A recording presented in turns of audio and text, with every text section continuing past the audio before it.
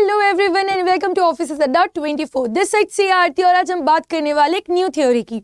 यहाँ पे रोज हम मिलते हैं और जानते हैं कि अलग अलग जो हमारी थ्योरीज है, हमारे ABFM में हमको इतनी सारी जो थ्योरी पढ़ने मिली है, तो उसमें किसका मतलब क्या होता है। अब आपको भी पता है जब ABFM आप पढ़ने बैठेंगे वहां पे आपको n नंबर आपको टॉपिक मिलने वाला है, करेक्ट। और ये पूरा थ्योरी में रहने वाला है। और एक बार अगर हमें नहीं पता किसका क्या मतलब है, उस थ्योरी में क्या पूछा जाता है, तो एग्जाम में आपको वो केस स्टडी सॉल्व करने में बहुत दिक्कत आने वाली है। वो दिक्कत ना आए करके हम लोग यहाँ पे रोज मिलते हैं और 10 मिनट्स में समझते हैं कि उस थ्योरी में क्या इंपॉर्टेंट पॉइंट्स है जिसे हमें याद करना है।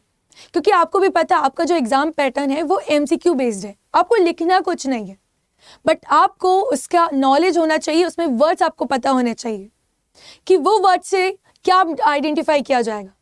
जैसे आज हम बात करने वाले हैं एक और न्यू थ्योरी की, ऑफ मोटिवेशन। अब जब मैं बात करूंगी कि ये हर्ट्जबर्ग्स थ्योरी क्या है, इसके अंदर हम देखेंगे ये क्या बताया जाता है, कैसे लोगों को हमारे ऑर्गेनाइजेशन के जो एम्प्लॉयज हैं हम कैसे मोटिवेट करते हैं, करेक्ट। तो यहाँ पे जब एग्जाम में आपको केस स्टडी में डायरेक्ट कैसे नाम नहीं दे दिया जाएगा, आपको यहाँ पे कई चीजें बताएगी। इस थ्योरी के अंदर जो जो हम पॉइंट्स अभी पढ़ने वाले हैं वो सारे पॉइंट्स आपको रिलेट करवाया जाएगा और फिर आपको आइडेंटिफाई करना पड़ेगा। केस स्टडी में आपको आइडेंटिफाई करना पड़ेगा कि यहाँ पे किस थ्योरी के बारे में बात करी गई है। तो इसके लिए क्या जरूरी है कि हम अभी से प्रैक्टिस करें। पर प्रैक्टिस कैसे होगा जब तक हमें ये थ्योरी याद नहीं होगी। तो ये थ्योरी आप जब बार बार तो पढ़ नहीं पाएंगे क्योंकि आप सबके ऑफिस जाना है, आपके इतना बिजी शेड्यूल है, करेक्ट। और जो बच जाता है टाइम आपको उसमें क्लासेस कंप्लीट करनी है। तो यहाँ पे जब आप ट्रैवल कर रहे हैं, जब आप लंच कर रहे हैं, आपको लगता है कि आप क्लासेस तो पूरी नहीं देख सकते, बट एटलीस्ट आप कुछ तो अपने पढ़ने में कुछ ना ऐड ऑन कर सकते हैं। तो तब आप आके ये अपने कॉन्सेप्ट शो को आप दोबारा से रिवाइज कर सकते हैं। चलिए तो शुरू करते हैं आज का जो हमारा सेशन है अबाउट हर्ट्जबर्ग्स थ्योरी। यहाँ पे अकॉर्डिंग टू दिस थ्योरी यहाँ पे हमको दो फैक्टर मिल रहे हैं। यहाँ पे जो थ्योरी ऑफ मोटिवेशन है, यहाँ पे हमको दो फैक्टर्स के बारे में पढ़ना पड़ता है। एक तो हाइजीन फैक्टर और एक मोटिवेटिंग फैक्टर, कि आखिर एक जो ऑर्गेनाइजेशन है, इस ऑर्गेनाइजेशन के अंदर कैसे जो टॉप लेवल के मैनेजमेंट है, आखिर उनके जो एम्प्लॉयज है उन सबको लेके कोई भी जो गोल्स एंड ऑब्जेक्टिव्स है उसे कैसे अचीव कर सकते हैं। क्योंकि मेन काम यही है कि हमें आगे बढ़ना है और केवल अगर टॉप मैनेजमेंट सोचती रहेगी तो वो तो होगा नहीं।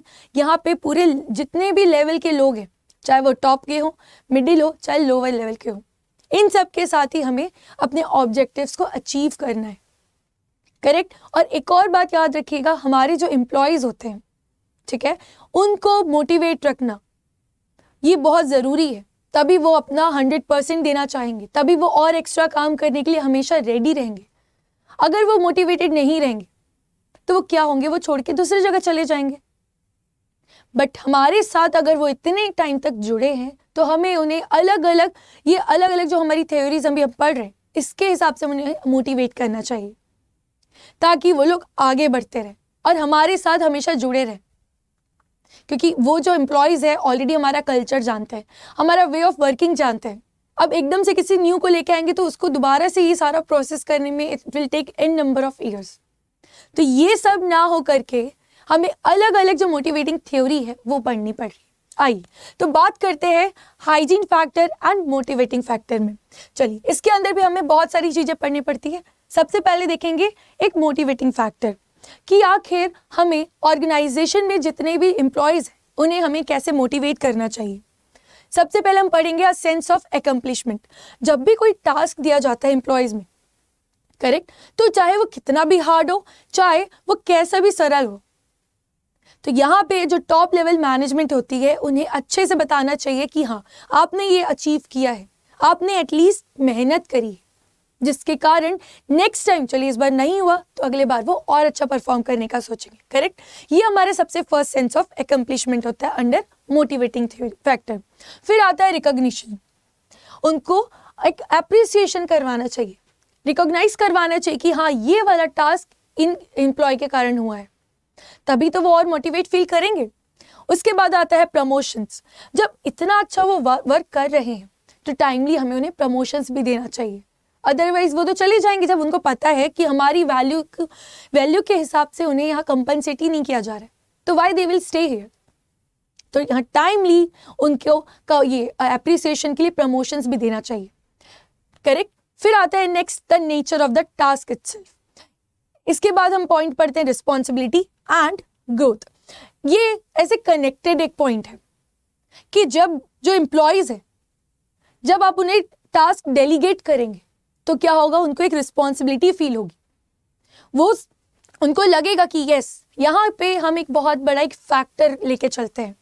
करेक्ट। यहाँ पे हम एक बहुत अच्छे पोजीशन में, तब जाके टॉप लेवल ने हम पे भरोसा किया और हम पे एक रिस्पॉन्सिबिलिटी दी हुई कि ये टास्क हमें अचीव करना है, जिसकी हेल्प से वो टास्क तो वो कंप्लीट करेंगे और साथ में फिर वो उनको ग्रोथ भी मिलेगी।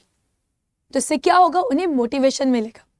करेक्ट। मान लीजिए आप कोई काम करने जा रहे हैं बैंक में भी, अगर कोई टॉप लेवल के मैनेजमेंट में आपको आप एम्प्लॉय, सारे बैंकर्स हैं, आपको अपॉइंट किया जाता है कि प्लीज़ आप आइए और यहाँ पे वॉलंटियरली आप करिए, तो इससे आपको क्या मिलता है, आपको एक एप्रिसिएशन मिलता है कि हाँ हमें इस रिस्पॉन्सिबिलिटी के लायक समझा गया कि हम कुछ चीज़ भी अचीव कर सकते हैं।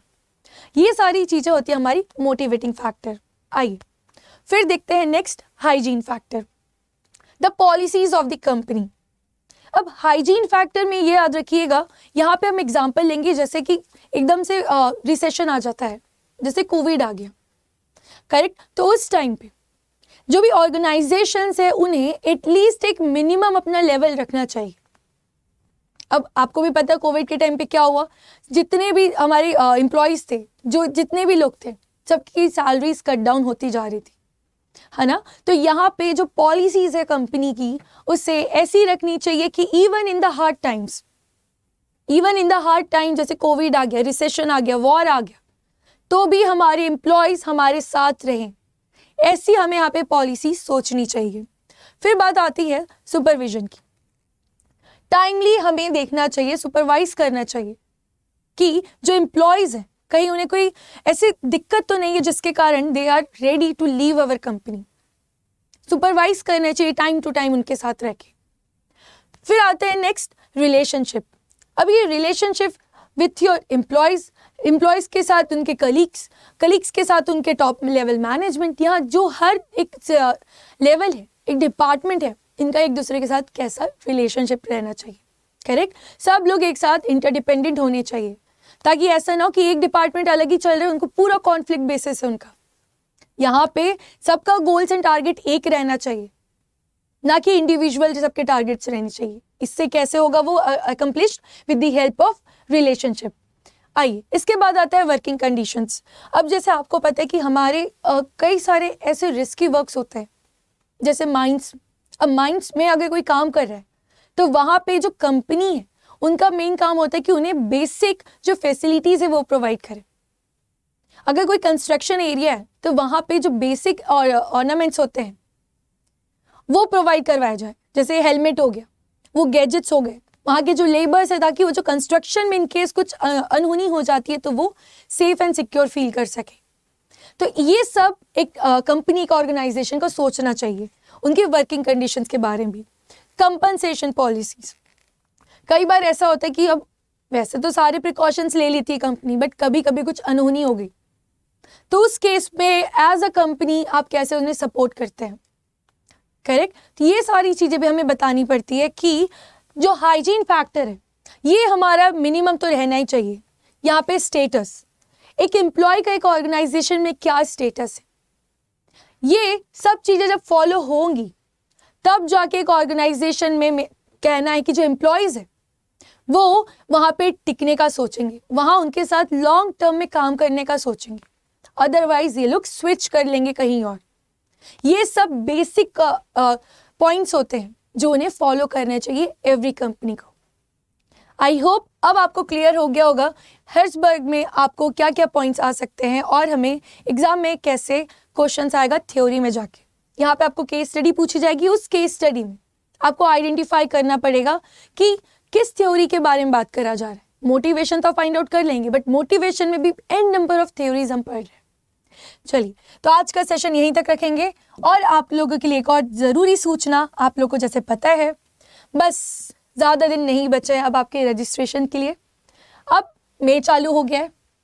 यहाँ पे अब केवल आपके पास नेक्स्ट 6 डेज रह गए आपके रजिस्ट्रेशन के लिए। जो भी कैंडिडेट्स आप लोग देना चाह रहे हैं इस बार का अटेम्प्ट CAIB का, तो आपने अभी तक अगर कोर्सेज में इनरोल नहीं किया है तो ज़्यादा देर मत करिए। आपको अगर इनरोल करना है, आपको पता ही नहीं चल रहा कि कैसे पढ़ाई करनी है, तो आपके लिए हेल्पफुल होगा यहाँ पे adda247.com में जाना है। बैंकिंग में JIB CIB में CIB 2024 में जाना है। यहाँ पे आप लोगों के लिए बैचेस लॉन्च हो चुकी है ऑलरेडी, वो भी आज से ही, ना कि आपको वेट करना पड़े कि अभी रजिस्ट्रेशन करेंगे फिर आप जाके पढ़ने बैठेंगे, तब तक ऑलरेडी हमारा मई 10 तारीख तक हो जाएगा। आप वो सब साइड में रखिए, अभी से प्रिपरेशन करिए और अपने आप को इनरोल करवा दीजिए। जो बैचेस आ चुकी हैं ज़ील और जोश, इंग्लिश में भी और बाइलिंगुअल।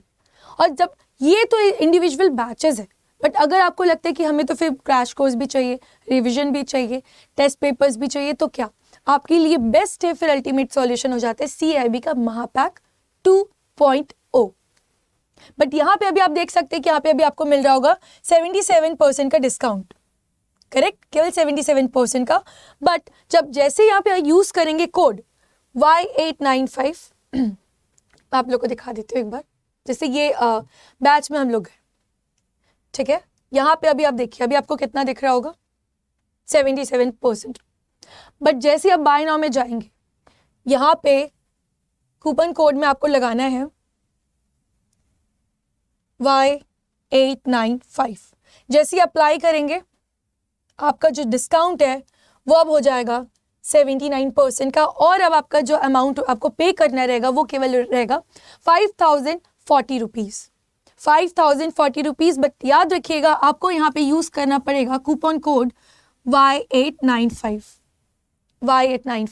तभी आपको यहाँ मिल जाएगा एक्स्ट्रा डिस्काउंट। ज़्यादा देर मत करिए, ऑलरेडी मई स्टार्ट हो चुका है, मई जून जुलाई में तो पेपर ही है। इन केस आपको कोई भी और टॉपिक्स में डाउट आता है आप मुझे कमेंट्स में ज़रूर पूछिएगा। इसी के साथ आज का सेशन हम यहीं कंप्लीट करते हैं। प्लीज़ शेयर करिएगा, लाइक करिएगा, ताकि मुझे भी थोड़ा मोटिवेशन मिले।